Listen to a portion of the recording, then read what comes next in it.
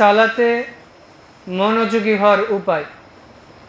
আজকে আমরা জানব সালাত কাকে বলে, একজন মুসলমানের জীবনে সালাত কতটুকু গুরুত্ব বহন করে, আর যাদের উপর সালাত ফরজ হয়েছে, ওয়াজিবাত হয়েছে, কম্পালসারি হয়েছে, এরপরেও যারা আমরা ইচ্ছাকৃত হোক, অলসতার কারণে হোক বা কর্মব্যস্ততার কারণেই হোক, যারা সালাত আদায় করি অথচ অমনোযোগী, খুশুখুজুর সাথে আদায় করি না, তাদের জন্য কি শাস্তি রয়েছে? আর বিশেষ করে সালাতে আমরা কিভাবে মনোযোগ বৃদ্ধি করতে পারি, এই বিষয়গুলো সামনে রেখে সংক্ষিপ্ত আলোচনার চেষ্টা করবে ইনশাআল্লাহ। ওয়া মা তাওফিক ইল্লা বিল্লাহি আলাইহি তাওয়াক্কালতু ওয়া ইলাইহি উনীব। সালাত আরবি শব্দ। পবিত্র কোরআনে প্রায় ৮২টি জায়গায় আল্লাহ সালাত শব্দটি উল্লেখ করেছেন। সালাত শব্দের আবিধানিক অর্থ দোয়া করা, মোনাজাত করা, সংগোপনে কথা বলা। ইসলামী শরীয়তের পরিভাষায় আল্লাহর দেওয়া বিধিবিধান মোতাবেক তাকবীরের মাধ্যমে শুরু হয় এবং নির্দিষ্ট হুকুম আহকাম পালনের মাধ্যমে সালাম দিয়ে যে ইবাদতটি শেষ হয় সেটাই হচ্ছে সালাত। তো সালাত প্রত্যেক মুমিনের জন্য সর্ব অবস্থায় ফরজ। বিশেষ করে মহিলাদের জন্য সারি যে নির্দিষ্ট সীমারেখা রয়েছে, এই দিনগুলোই শুধু তাদের উপরে সালাত রুখসাত রয়েছে। তবে একজন বালেগ হওয়ার পর থেকে মৃত্যুর আগ পর্যন্ত কোনো পুরুষের উপরও সালাত কোনো অবস্থাতেই মাপ বা রুখসাত নেই, যতক্ষণ পর্যন্ত তার জ্ঞান আছে। ইভেন একজন পুরুষ যদি যুদ্ধের মাঠে অবস্থান করে, শত্রু তাকে ধাওয়া করেছে, এরপরেও সে সালাত ছেড়ে দিতে পারবে না। মুসাফির, আমি সফর করেছি, ঢাকা যাচ্ছি, সৌদি আরবে যাচ্ছি, যে কোনো দেশে যাচ্ছি, বিমানে উঠেছি, এরপরেও আমার উপর সালাত মাপ নেই।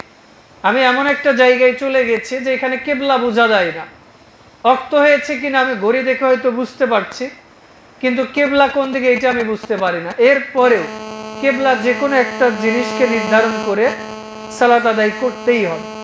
হয়তো আমি যুদ্ধের মাঠে আছি, শত্রু আমাকে ধাওয়া করেছে, সালাত আদায়ের মতো কোনো অবস্থান নেই।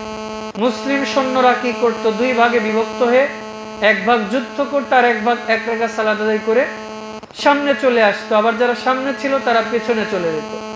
এইভাবে তারা সালাতকে গুরুত্ব আরোপ করত।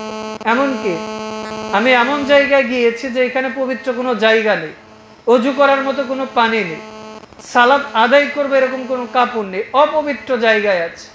এই তো কিছুদিন আগে আমরা দেখেছি যে কিছু মানুষকে আয়না ঘরে বন্দি করে রাখা হয়েছে, যারা আজানও শুনতে পারতো না, ঘড়ির টাইমও দেখতে পারতো না, এমনকি তাদের সালাতও আদায় করতে দেয়া হতো না।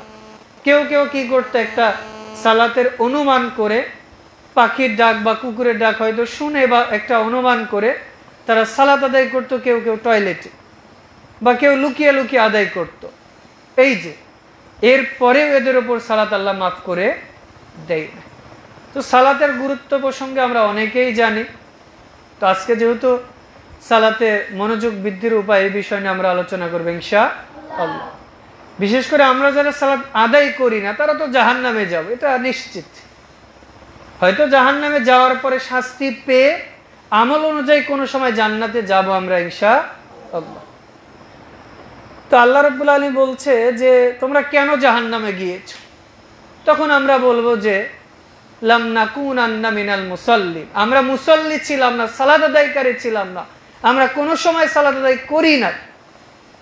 আবার কিছু লোক আছে যারা সালাত আদায় করেছে কিন্তু অমনোযোগী। এই লোকগুলোকে জিজ্ঞেস করবে যে কি ব্যাপার, তুমি জাহান্নামে কেন আসো? ফাওয়াইলুল লিল মুসাল্লিন, ধ্বংস ওই সমস্ত মুসল্লিদের জন্য, আল্লাযীনা হুম আন সালাতিহিম সাহুন, যারা সালাতের ব্যাপারে অমনোযোগী, উদাসীন, মানে সালাত আদায় করে কিন্তু অমনোযোগী। আগে যারা বললাম জাহান্নামে যাবে তারা কারা? সালাত কখনো আদায় করেন। আর পরে যারা জাহান্নামে যাচ্ছে তারা কারা?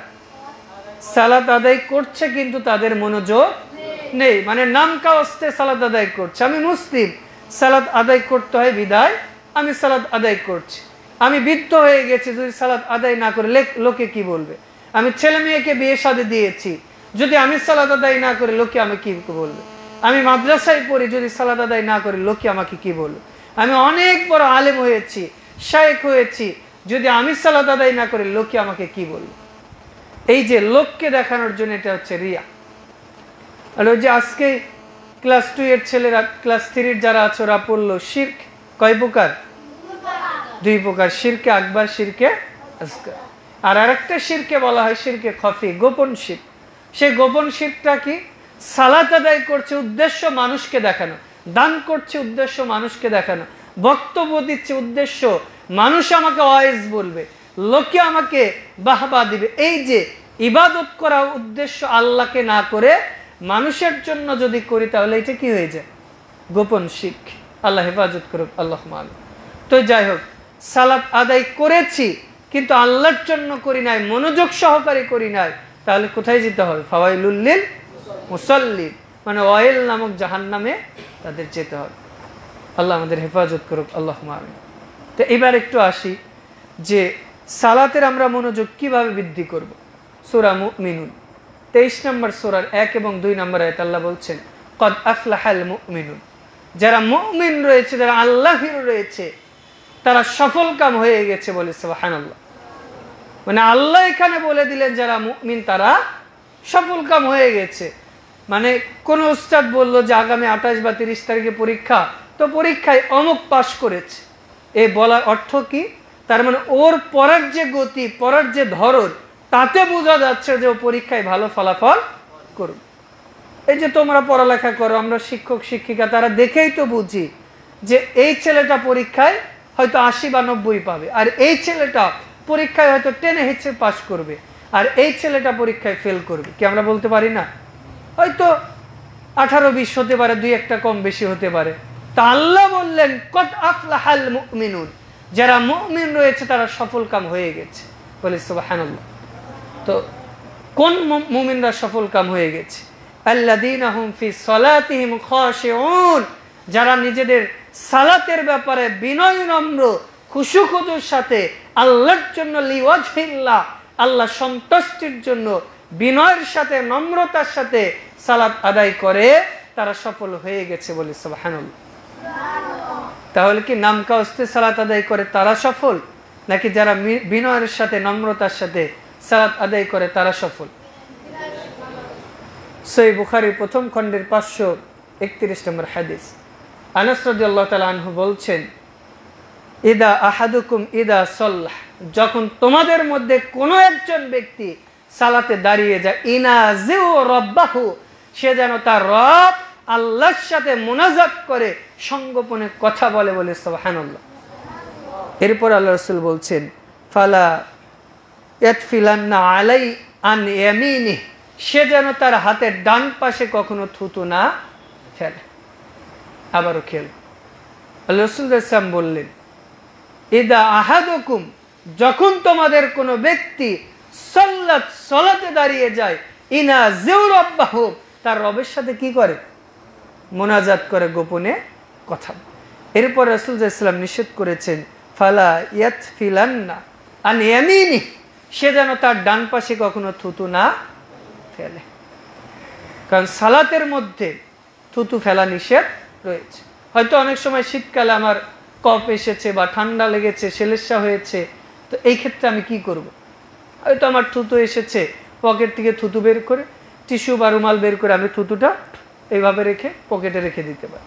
অথবা নাকের থেকে যে সেলেসা বের হচ্ছে, এটা আমি মুছে পোটাগুলো পকেটে রেখে দিতে পারি। অথবা সাহাবীরা কি করতো, তারা তো টিস্যু নিত না, তারা পাঞ্জাবি বা কাপড়ের সাথে মুছে রেখে দিত, সালাত শেষ হলে আবার পরিষ্কার করে নিত। কারণ এই যে আমার মুখ থেকে যে থুতু বের হচ্ছে, নাক থেকে যে পোটা বের হচ্ছে, এগুলো কি অপবিত্র, নাপাক? এগুলো কি নাপাক? এগুলো তো অপবিত্র না, বরং এটা একজনের থুতু আর একজনের শরীরে লাগলে একটু অরুচি হয়, এইটা, কিন্তু এটা অপবিত্র না। তো একান্তই যদি ফেলতে হয় তাহলে কি করতে হবে? বাম দিকে। যদি তার মোছার মতো কোনো অবস্থানই নেই তাহলে কি করতে হবে? বাম দিকে ফেলতে হবে। সাহাবীরা কি করতো, অনেক সময় থুতু আসতো, তারা তো বালি মাটির উপর দাঁড়িয়ে সালাত আদায় করত, থুতু ফেলে পা দিয়ে আবার ঢেকে দিত। তুমি বলবা যে এটা কি জায়েজ? তো সালাতের মধ্যে মশা মারা জায়েজ আছে না? না জায়েজ।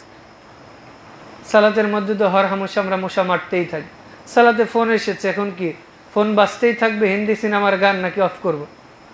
ওই যে অনেকে আছে না মোবাইলে গান দিয়ে দেয়, আবার অনেকে আছে যে কোরআন তেলাওয়াত দিয়ে দেয়। না, জায়েজ না। কোরআন তেলাওয়াত মোবাইলের রিংটোন দেওয়া জায়েজ নাই। কি জন্য? কারণ ফোনে আসছে, তেলাওয়াত করছে যে বিসমিল্লাহির রহমানির রহিম, বিসমি বলল, সাথে সাথে আমি রিসিভ করলাম বিসমি, কিসের নাম? অথবা আলহামদু বলল, আলহামদুলিল্লাহ রব্বি বলার পরে আমি রিসিভ করলাম, তাহলে অর্থগুলো চেঞ্জ হয়ে যাওয়ার সম্ভাবনা আছে না? তো এই জন্য কোরআনের আয়াত বা হাদিস কোনো সময় রিংটোন দেওয়া বৈধতা নেই। এমনি আমরা ইসলামিক যে রিংটোনগুলো আছে সেগুলো আমরা ব্যবহার করতে পারি, কিন্তু কোরআনের আয়াত বা হাদিস দেওয়ার বৈধতা নেই। আল্লাহ হেফাজত করুক। আবে তো যাই হোক, তাহলে কি থুতু যদি ফেলতেই হয়, কোনো ফেলার অপশন নাই, তাহলে বাম দিকে ফেলতে হবে। সাহাবীদের তো বালির ঘর ছিল, কিন্তু আমরা কি এখানে সিমেন্টে ফেলতে পারবো? না, ফেলা যাবে না। তুমি তোমার লুঙ্গিতে মুজবা, টুসিতে বা যে কোনো জিনিস, অথবা সালাদ ছেড়ে বাইরে চলে যেতে হবে। এখানে আর একটা মাসালা, যদি আচ্ছা ওইটা পরে আসবে, সেটা হচ্ছে সালাতের মধ্যে যদি অমনোযোগী চলে আসে, যে সালাতে মনোযোগ আনার উপায়, তার মধ্যে এই পয়েন্টটা পরে আসবে, আগেই বলে নেই। সেটা সালাতের মধ্যে আমাদের অমনোযোগী ভাব চলে এসেছে, এখন আমি দুনিয়াবি বিভিন্ন চিন্তা ভাবনা চলে এসেছে, কি করব? আউযুবিল্লাহি মিনাশ শাইতানির রাজিম বলতে হবে 3 বার। কয়বার?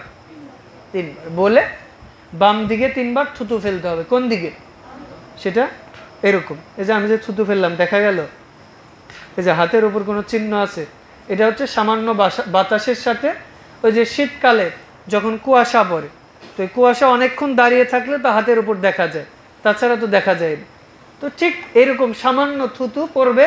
রাসূল ইসলাম বলছেন, বন্দুকের গুলি যেরকম মানুষকে আঘাত করে, শয়তানের এর চেয়ে বেশি আঘাত লাগে। আল্লাহু আকবার। তাহলে সালাতের মধ্যে অমনোযোগী ভাব আসলে কি করতে হবে? দুনিয়াবি চিন্তা চেতনা এসেছে, তাহলে কি করতে হবে? 3 বার আউযুবিল্লাহি মিনাশ শাইতানির রাজিম বলে বাম দিকে থুতু ফেলতে হবে। সালাতে মনোযোগ আনার প্রথম যেটা উপায়, আগেই তো বলে দিলাম, মূলত প্রথম উপায় যেটা ছিল সেটা হচ্ছে একাগ্রতা, খুশুয়াল খুজ, মানে সালাতের মধ্যে একাগ্রতা বলতে কি? সালাতে আসার পূর্বেই মানসিকভাবে সালাতের প্রস্তুতি নিতে হবে। এই যে সালাতে আজান দেওয়ার সঙ্গে সঙ্গে কি সালাত শুরু হয়ে যায় না? ফজর আজান দেওয়ার আধা ঘন্টা পরে সালাত শুরু হয়, মাগরিবের 5-7 মিনিট পর শুরু হয়, জোহরের 20 মিনিট পর, আসরের 20 মিনিট পর, ইশার 20 মিনিট পর, প্রত্যেকটা সালাতে অন্তত 10-20 মিনিট সময় দেয়। এর কারণ কি? এর কারণ হচ্ছে যখন আজান হয়ে গেছে আমাদের সালাতের জন্য প্রস্তুতি নিতে হবে। পড়ালেখা করছি, পড়ালেখা বাদ দিয়ে চলে আসতে হবে। যে কোনো কাজ করছি, ওই কাজগুলো বাদ দিয়ে এইবার আমার মানসিকভাবে প্রস্তুতি নিয়ে আমাকে সালাতের দিকে আসতে হবে। এরপর সালাতে আসার পূর্বে আমাদের সুন্দর করে অজু করতে হবে। কি করতে হবে? আমরা অনেকে আছে যে ঘুম থেকে উঠে কোনো রকম অজু করি, অজু করলাম, হাতের অঙ্গ প্রত্যঙ্গ কোনো রকম ধুইলাম কি ধুই নাই, ভেজা আছে, অথবা শীতকালে তো কোনো রকম বড় ওই যে 2-3টা জামা কাপড় পরেছে, হাত ওঠে না কোনো পর্যন্ত, কোনো রকম তুলে হাত অর্ধেক ধুইলাম আর অর্ধেক শুকনা রেখে চলে আসে, এরকম হয় না? কিন্তু না, রাসূল ইসলাম বলছেন, যখন একজন ব্যক্তি ঘুম থেকে ওঠে ওকে 3টা গিট মারা হয়। কয়টা? 3টা। একটা গিট যদি আমি ঘুম থেকে উঠে আজান হওয়ার সঙ্গে সঙ্গে ঘুম থেকে উঠে যদি আমি বলি আলহামদুলিল্লাহিল্লাযী আহইয়ানা বাদামা আমাতানা ওয়া ইলাইহিন নুশুর, সুবহানাল্লাহ, এই যে দোয়া, এই দোয়াটা যখন বলেছি একটা গিট খুলে গেছে। এই যে এই দোয়াটার মধ্যে একটা বৈজ্ঞানিক থিওরি রয়েছে। সেটা কি? একজন বিজ্ঞানী প্রায় 24 বছর যাবৎ সে গবেষণা করেছে, 26 বছর, মিশরের বিজ্ঞানী গবেষণা করার পর সে আবিষ্কার করেছে যে মানুষ যখন মারা যায়, সে যখন মানুষ ঘুমিয়ে যায় তখন সে মৃত্যুবরণ করে, মারা যায়, আবার যখন সে জাগ্রত হয় তার রূহটা আল্লাহ ফেরত দেয়। এই জন্য আমরা যখন ঘুমিয়ে যাই, হঠাৎ করে কেউ যখন ডাক দেয় তখন লাফ দিয়ে উঠি না? বা অল্প কিছু সময়ের জন্য আমি ভুলে যাই যে একটু আগে কি করেছিলাম, কি হলো, এরকম হয় না? মানে অনেক সময় আমি গভীর ঘুমিয়েছি, হঠাৎ করে বিকট একটা শব্দ হলো, তখন অনেক কিছু আমরা ভুলে যাই না? বা সারা দিনটা আমার একটু কেমন লাগে যে কি যেন হচ্ছে এরকম মনে হয় না? বা একটু আগে কি করেছে এটা ভুলে যায়। অনেক সময় কিন্তু ঘুমের সময় এইভাবে বিকট শব্দ হওয়ার কারণে অনেকে মেন্টালি তার উপরে চাপ পড়ে, অনেক সময় সে পাগল হয়েছে। কি কারণে? কারণ তার সে রুহটা ফিরে আসতে সময় লাগে। তো যখন আমরা মারা যাই তখন আমাদের রুহটা কোথায় চলে যায়? আল্লাহর কাছে। তো এই বিজ্ঞানী বলছে যে 26 বছর আমি গবেষণা করলাম, গবেষণা করে এইটা জানলাম, মানুষ যখন ঘুমিয়ে যায় মারা যায়, আবার যখন জেগে ওঠে ওর রুহটা আল্লাহ ওর ভিতরে ফিরিয়ে দেয়। বলি সুবহানাল্লাহ। এই কথাটা যখন বলছে তখন একজন মক্তবের হুজুর সে বলছে, আরে তুমি এইটা 26 বছর গবেষণা করে জেনেছো, আর আমাদের যারা মক্তবের ছাত্র আছে ওরা এটা জানে, কারণ ওদের যখন 6-7 বছর বয়স তখন ওদেরকে শেখানো হয় আলহামদুলিল্লাহিল্লাযী আহইয়ানা বাদামা আমাতানা ওয়া ইলাইহিন নুশুর। ওই আল্লাহর প্রশংসা করছি যে আল্লাহ মৃত্যুর পরে আবারও আমাকে জীবন দান করেছে। বলে সুবহানাল্লাহ। তো 26 বছর গবেষণা করার প্রয়োজন ছিল? ও যদি মক্তবে আসতো এই দোয়াটা শিখলেই তো ওর 26 বছর সময় নষ্ট করার প্রয়োজন ছিল।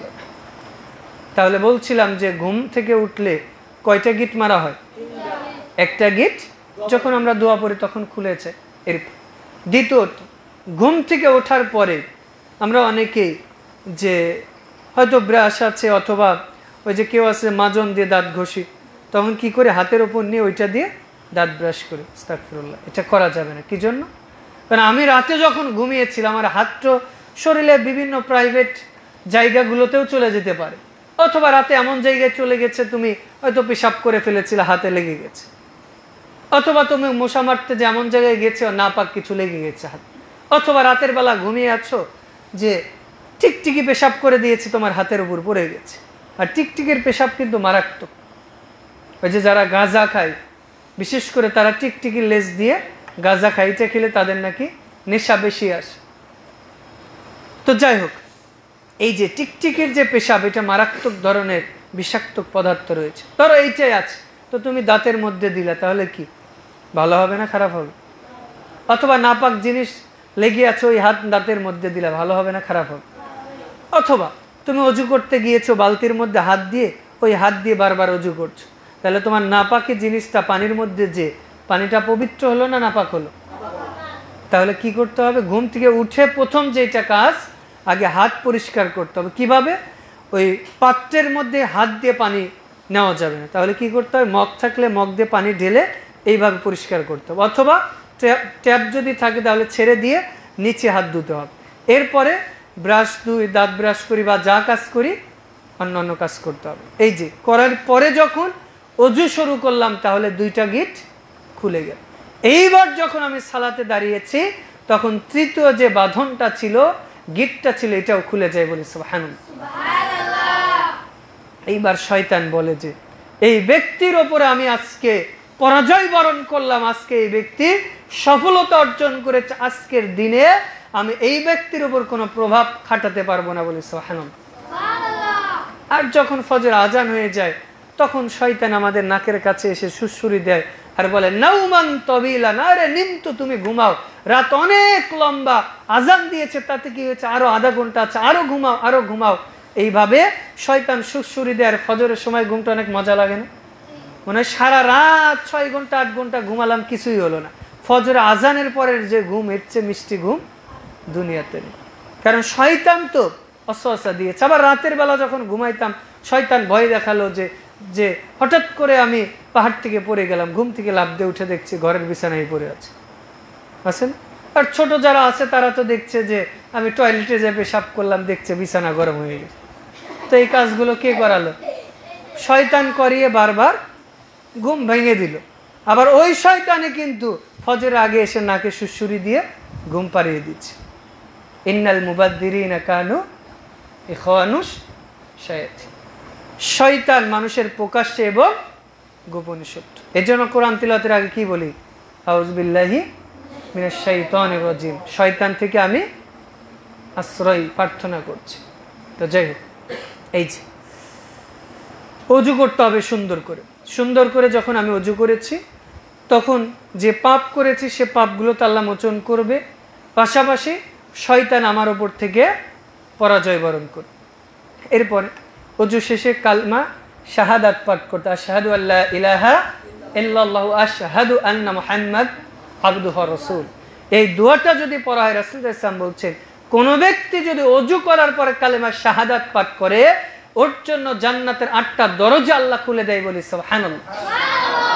এই ব্যক্তি তার ইচ্ছা মতো যে কোনো দরজা দিয়ে প্রবেশ করতে পারে, বলি সুবহানাল্লাহ।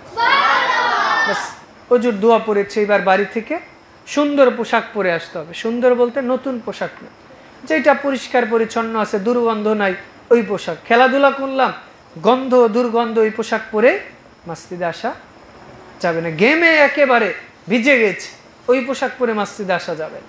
কারণ আমি যখন মসজিদে আসবো আমার পাশে কারা থাকবে? 2 কাঁধে ফেরেশতা। আবার আমার পাশে যে মুসল্লিরা থাকবে, গন্ধ শুকলে যদি গন্ধ থাকে তাহলে ওরা কি করবে? ভালো করবে না দোয়া দিবে? বদদোয়া দিবে না দোয়া করবে? অথবা এই যে সালাতে আসার আগে আমি একটু আগে আতর নিয়ে আসলাম, তো ছাত্ররা যখন আতর নেয় তখন কি সুঘ্রাণ নেওয়ার জন্য পাশে দাঁড়াতে চাই না? কি জন্য? সুঘ্রাণ, তাহলে সালাতের মধ্যে একটা মনোযোগ ভাব আসবে। কিন্তু আমরা আতর নেই কখন? যখন বাজারে যাচ্ছি, খেলতে যাচ্ছি, কোনো আত্মীয় বাড়িতে যাচ্ছি, তার মানে আল্লাহর সামনে তো হর হামেশা দাঁড়ায়, তো আল্লাহর সামনে আতর নেওয়ার কি দরকার আছে? না, বরং সালাতে যখন আসবো তখন আমাদের কি করতে হবে?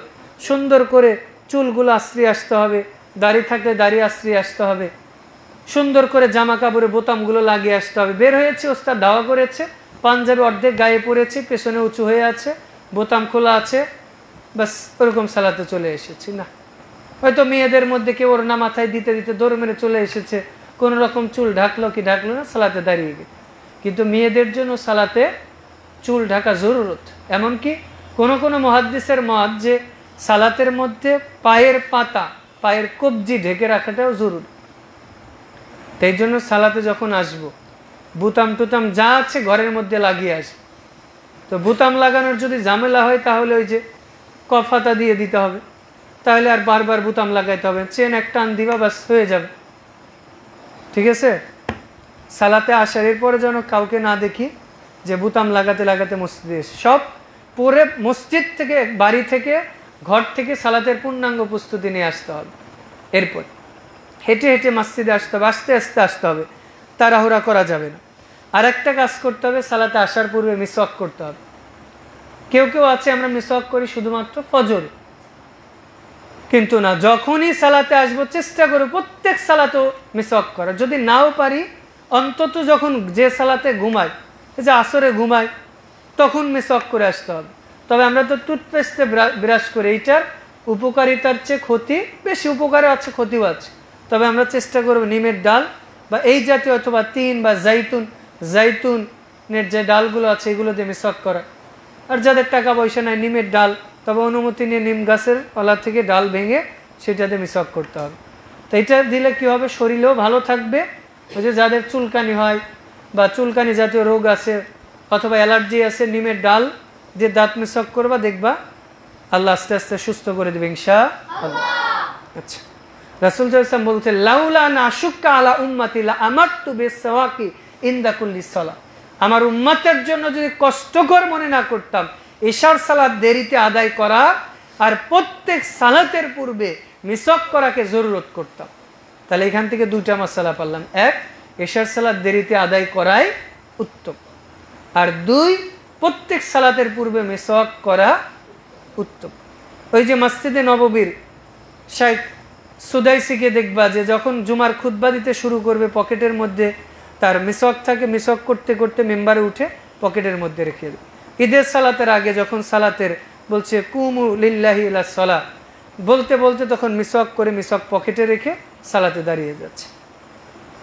ওই যে অনেক সময় আমরা দেখি তাবলিগের ভাইয়েরা পকেটের মধ্যে মিসওয়াক রাখে, এটা রাসূলের সুন্নাহ, রাসূল সাল্লাল্লাহু আলাইহি ওয়াসাল্লাম এটা করতেন। তো যাই হোক, এরপরে আমাদের যেটা করণীয়, সালাতে যখন যে তেলাওয়াতটা করব প্রত্যেক দিন নতুন নতুন সূরা তেলাওয়াত করার চেষ্টা করব। যদি প্রত্যেক দিন সূরা ফাতিহার নাস ফালাক পড়ে, ওটা তো ঘুমের তালেও পড়তে পারে। ঘুমিয়ে আছে আলহামদুলিল্লাহ রাব্বিল আলামিন, স্বপ্নেও তো পড়তে পারব।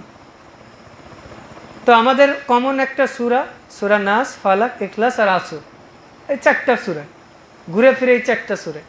কিন্তু যখন ইমামতি যখন করবে, যখন তোমার কাছে সবচেয়ে সহজ যেটা সূরা সেইটাই ফাকরাউ মা তায়াসসারু মিনাল কোরআন, কোরআন থেকে যেটা সহজ সেটাই পড়বা। আর যখন একা একা পড়বা তখন নতুন নতুন সূরাগুলো পড়ার চেষ্টা করবে। বিশেষ করে যারা হাফেজ অথবা যারা সূরা মুখস্থ করার চেষ্টা করেছো তারা কি করবা, যে সূরাটা মুখস্থ করেছো সালাতে দাঁড়িয়ে যাবে। কারণ সালাতে দাঁড়ালে তার লোকমা দেওয়ার কোনো অপশন নাই, একা একা দাঁড়িয়েছো। যখন পড়ছো ওস্তাদকে পড়া দিচ্ছ, ওস্তাদ লোকমা ধরিয়ে দিল, একটা পিটানিও দিল। কিন্তু সালাতে যখন দাঁড়িয়ে গেলা তখন তার লোকমা দেওয়ার অপশন নাই।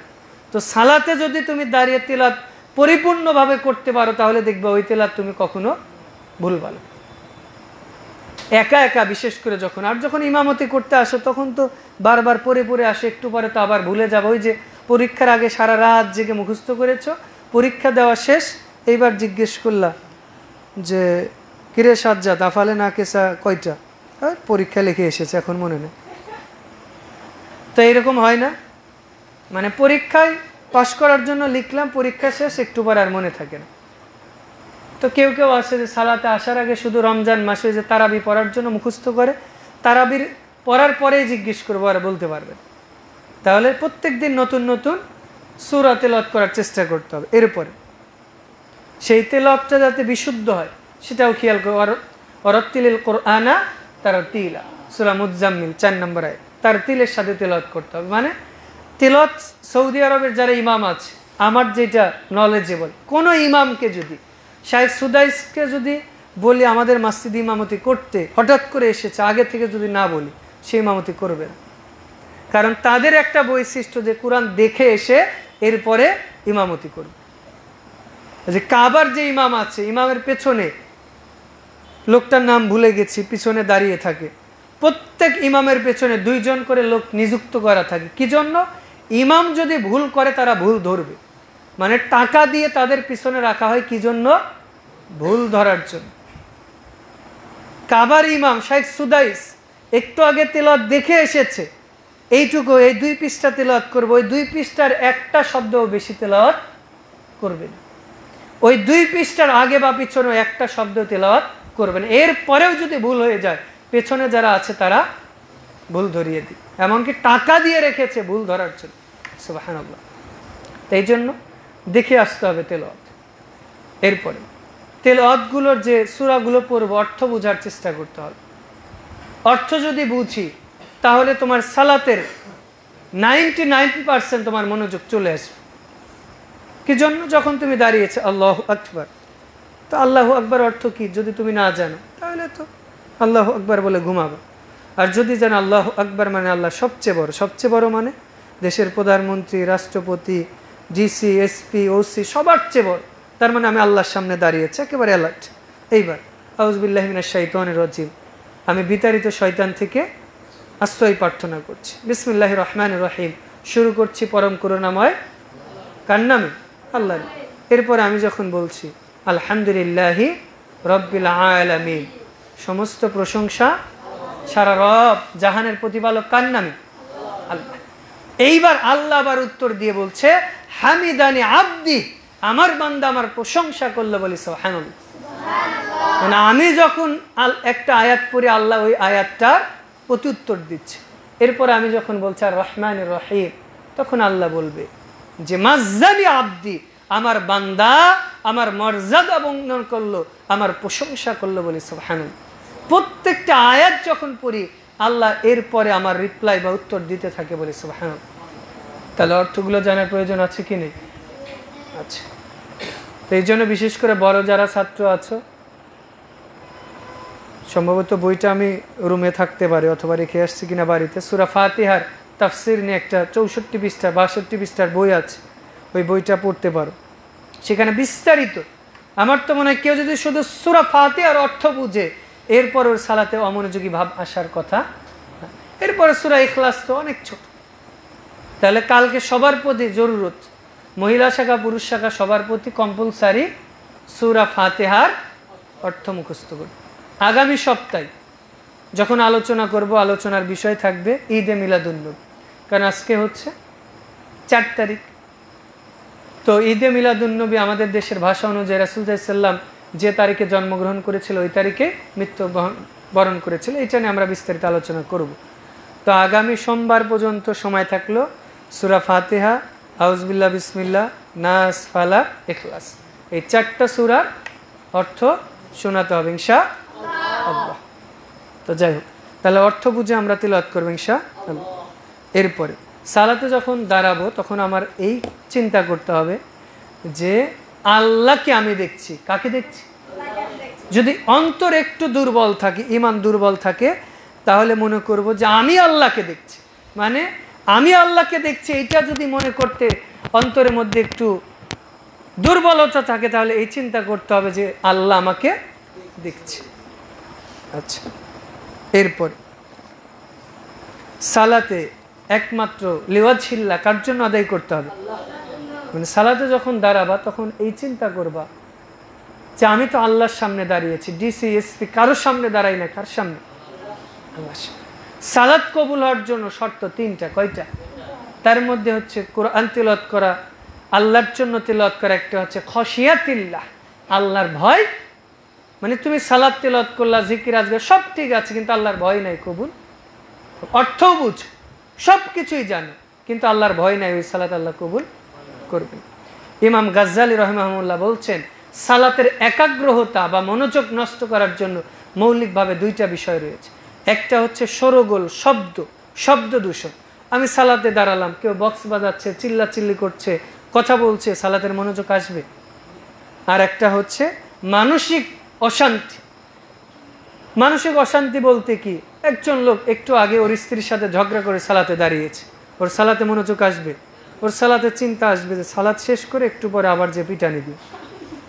অথবা ও সালাতে ওর মা বাবার সাথে ঝগড়া করেছে, চিন্তা করছে সালাত শেষ করে বাড়িতে যে দেখাবো নি মা বাবাগিরি কেমন। এই যে মানে ওর মনের মধ্যে অশান্তি একটা ভাব। অথবা বাড়ি থেকে যখন আসি সালাতের মধ্যে এসে অনেক সময় বাড়ির কথা বারবার, মায়ের কথা, বাপের কথা মনে হয় না। বন্ধু বান্ধবের সাথে থাকলে মনে হয় না, সালাতে আসলে মনে হয়, কারণ শয়তান বারবার মনে করিয়ে দেয়। অথবা তোমার একটা কলম হারিয়ে গেছে, মনে হচ্ছে না, কোনোভাবেই মনে করতে পারছো, সালাতে দাঁড়িয়েছো, সঙ্গে সঙ্গে মনে হয় না। তার মানে মনে করিয়ে দিয়েছে শয়তান, এবার তোমার সালাত শেষ, বাস ও সফল হয়ে গেছে। পরীক্ষায় একটা প্রশ্ন এসেছিল, বারবার চিন্তা করে মনে আসে না, সালাতে দাঁড়িয়েছে তখন মনে হয়েছে, হয় না? তোমার জুমার দিন 10 টাকা দান করবা, টাকা কই রেখে এসেছো মনে নাই, যেই সালাতে দাঁড়িয়ে গেছো সেই মনে হয় না? কি হয় না? একদিন চিন্তা করে পরীক্ষা করে দেখবা যে একটা জিনিস তোমার হারিয়ে গেছে, কোনোভাবেই পাচ্ছ না, সালাতে দাঁড়িয়ে যাবা, দেখবা মনে হবে। কি হয় না? এটা শয়তান মনে করিয়ে। তো তখন কি করতে হবে? আউযুবিল্লাহি মিনাশ শাইতানির রাজিম বলে 3 বার থুতু ফেলতে হবে। এরপরে সালাতের মধ্যে আমাদের অনেক সময় যে হায় আসে না, হা করে এরকম আসে না, মানে সালাতে আসার আগে কিন্তু একবারও হায় আসে না, সালাম ফিরানোর পরেও কিন্তু আসে না। আসে না? আসে না? সবারই আসে, আমার, তোমার, আমারও আসে, তোমাদের আসে না? এর আসার কারণ কি? আরবিতে নাককে বলে খয়সুম। খয়সুম মানে সারা রাত শয়তান নাকের মধ্যে ঘুমিয়েছিল, তো অজু যখন করেছি নাক ভালোভাবে পরিষ্কার করি না, এবার শয়তান সালাতে এসেছি সুরসুরি দিচ্ছে, তখন বারবার হাই ওঠে, তিলাওয়াত শুদ্ধভাবে হয় না, সালাতের মনোযোগও থাকে না। হয় কি হয় না? বিশেষ করে ফজরের ক্ষেত্রে হয় না? তার মানে সালাতে আসার পূর্বে কি করতে হবে? আগে নাক ভালোভাবে পরিষ্কার করতে হবে, যে 2 আঙ্গুল দিয়ে নাকটা ভালোভাবে পরিষ্কার করতে, এরপরে অজু যখন করবো এইভাবে পানি নিয়ে নাকটা ঝেড়ে নিতে হবে। তাহলে দেখবা, আজকে খেয়াল করবো, আজকে থেকে যখন তোমার ঘুম আসবে, বাইরে যে সুন্দর করে অজু করে বারবার নাক পরিষ্কার করবা, দেখবা যে ঘুম ছেড়ে যাবে। অথবা সালাতে আসার আগে অজু সুন্দর করে করবা, নাক ভালোভাবে পরিষ্কার করবে, অজুর আগে আগে নাকটা পরিষ্কার করবা, এরপর 3 বার নাক ঝেড়ে সুন্দর করে আসবা, দেখবা যে সালাতে হাই বা অমনোযোগী ভাব আসবে না ইনশাআল্লাহ। এরপর সালাতে কুলি ভালোভাবে করতে হবে। অজু করার সময় কুলি ভালোভাবে না করলে কি হয়? একটু আগে খাবার খেয়ে এসেছো, সিয়াম আছো, ইফতার করে এসেছো, মুখের মধ্যে খাবারগুলো আছে, সালাতে দাঁড়িয়ে তেলাওয়াত করা বাদ দিয়ে দাঁত দিয়ে ওইটা ঠেলাঠেলি শুরু করেছে, হ্যাঁ, মানে আমাদের জিহ্বা এমন একটা তার স্বভাব, তোমার মুখের মধ্যে কোনো একটা জিনিস যদি থাকে, ও যতক্ষণ ঠেলাঠেলি করে বের না করতে পারবে, ও ধাক্কা ধাক্কি করতেই থাকবে। এটা ওর স্বভাব, ওর দায়িত্ব এটা। কি করে না? মানে গোস্ত খেয়েছো, বিরিয়ানি খেয়েছো, হাড্ডি আটকে গেছো, ঠেলাঠেলি করতেই থাকবে। তাহলে কি করতে হবে তোমাকে? মুখ পরিষ্কার করে কুলি করে এরপরে সালাতে আসতে হবে। সর্বশেষ যেটা কথা, সেটা হচ্ছে সালাতে যখন দাঁড়াবে, এই যে এতক্ষণ যে কথাগুলো বললাম, সালাতের অর্থ মুখস্থ করেছো, দোয়াগুলো বুঝে বুঝে তেলাওয়াত করছো, অজু করেছো, নাক পরিষ্কার করেছো, সব কিছুই ঠিকঠাক আছে, এরপরেও কোনোভাবে মনোযোগ আসে, তাহলে তোমাকে মনে করতে হবে এইটাই আমার জীবনের শেষ সালাত। আমি যদি এই সালাতটা অমনোযোগ নিয়ে আদায় করি, আমি যদি এই সালাত তাড়াহুড়া করে আদায় করে এখন মারা যায়, তাহলে আল্লাহকে কি বলবো? বুঝতে পেরেছ? মানে যে সালাতে দাঁড়াবা, মনে করবা এটাই আমার জীবনের শেষ সালাত, আমি এরপরে আর সালাত আদায় করতে পারবো কিনা এর কোনো নিশ্চয়তা নেই। আমি যদি এই সালাতটা তাড়াহুড়া করে আদায় করে মারা যায়, আমি যদি এই সালাতটা অমনোযোগী ভাব নিয়ে আদায় করে মারা যায়, তাহলে আমার কি অবস্থা হবে? এই চিন্তা যদি আমরা মাথায় রাখি, তাহলে আমাদের সালাতে অমনোযোগী ভাব আসার সম্ভাবনা নেই। সর্বশেষ যেটা আল্লাহ রাব্বুল আলামিন সূরা বাকারা 2 নং সূরার 238 নম্বর আয়াতে বলছেন, হাফিদু আলাস সালাওয়াত, তোমরা তোমাদের সালাতকে হেফাজত করো, তোমাদের সালাতকে সংরক্ষণ করো। এরপর আল্লাহ বলছেন বিশেষ করে সালাওয়াতিল উস্তা, মধ্যবর্তী সালাত। সেটা কিসের সালাত? ফজর, জোহর, মাগরিব, এশার মাঝখানের সালাত কি? আসর। এই মধ্যবর্তী যে সালাত রয়েছে, এই সালাতকে তোমরা হেফাজত করো। এরপর আল্লাহ বলছেন ওয়াকুমু লিল্লাহি কানিতিন, তোমরা আল্লাহর জন্য একেবারে বিনয়ের সাথে, নম্রতার সাথে, একনিষ্ঠতার সাথে, খুশু এবং খুজুর সাথে কানিতিন, কুমু লিল্লাহি কানিতিন, একেবারে আল্লাহর জন্য দাঁড়িয়ে যাও। বলি সুবহানাল্লাহ। তার মানে এখানে আল্লাহ বললেন যে সালাতে দাঁড়ার পূর্বে একেবারে আল্লাহর জন্য দাঁড়িয়ে যেত। দুনিয়ার সমস্ত চিন্তা, চেতনা, ধ্যান, ধারণা সবকিছু ভুলে যেতে হবে, বাদ দিয়ে দিতে হবে ইনশাআল্লাহ। আল্লাহ রাব্বুল আলামিন আমাদেরকে সালাতে মনোযোগী হওয়ার যে বিষয়গুলো বললাম, এগুলো জানার পাশাপাশি মেনে চলার তৌফিক দান করুন। আল্লাহুম্মা আমিন।